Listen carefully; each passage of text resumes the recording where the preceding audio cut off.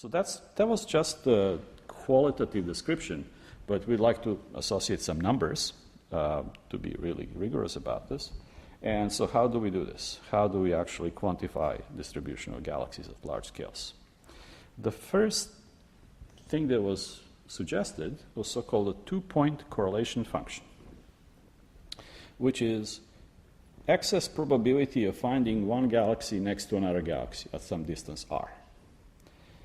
Now, if galaxies were all uniformly randomly distributed, say like molecules of gas in this room, then there'll be constant density and probability will be exactly proportional to density that's uniform. But if galaxies are bunched together, then you find there'll be extra probability on smaller scales.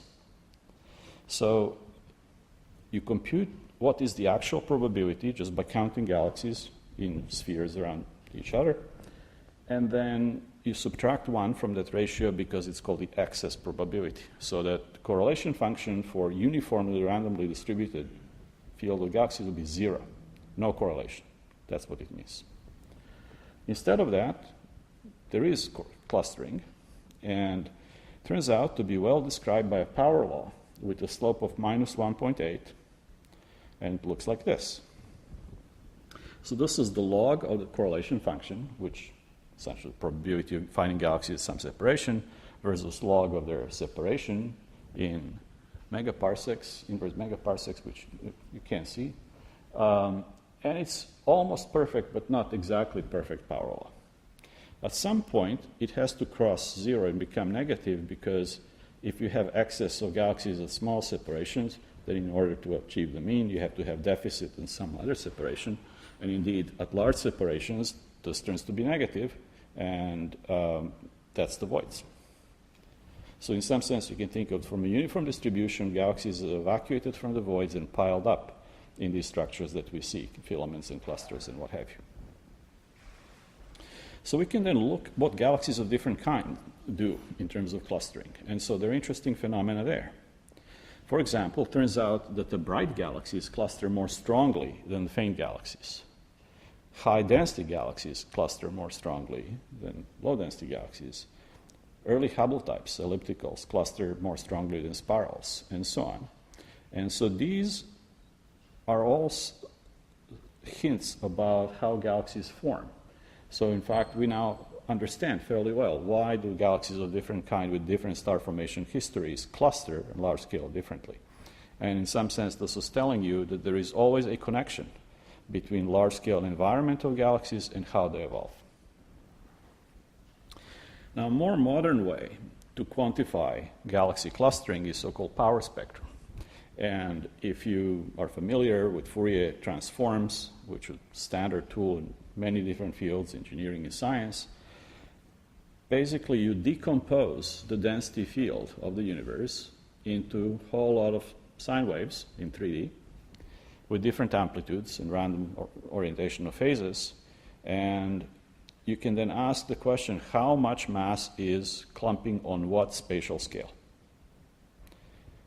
So the Fourier spectrum of sound, the bass will be a very low notes, and there'll be a lot of power on low frequencies, and treble will be at low power high frequencies, and so on. So you can do the same thing for anything, not just sound, but density of galaxies in the universe. And you can compute that. Now, this has the advantage of being easily compared to theoretical models, but is mathematically equivalent to the two-point correlation function. So they're a so-called Fourier pair of functions. So one or the other, nowadays, this is the more popular way of doing it. And just to illustrate that, here's some fake distributions. Each corresponds to one almost delta function, really narrow distribution of power at a particular spatial scale.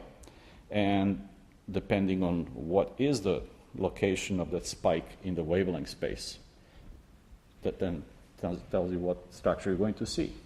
If it's at high spatial frequencies, there'll be a lot of small blobs. If it's a low spatial frequency, there'll be few large blobs. Now, of course, in real life, there is a mixture in all different scales. And when you actually go ahead and measure this, you get something like this. Now, this is sort of state-of-the-art measurement over many orders of magnitude. And this is shown in unit is spatial frequency, 1/wavelength. So it's the large structures on the left and small structures on the right. And it's a log-log plot. So you can see at very large scales, there is more power at smaller scales. There are a few really, really big blobs and more smaller ones. But then it turns over and cuts off. And somehow that extrapolation is missing. And now we understand why that happens. And this is due to so-called cold dark matter. But this is the kind of modeling that's now compared to simulations, observations, that one can then try to constrain different models of structure formation.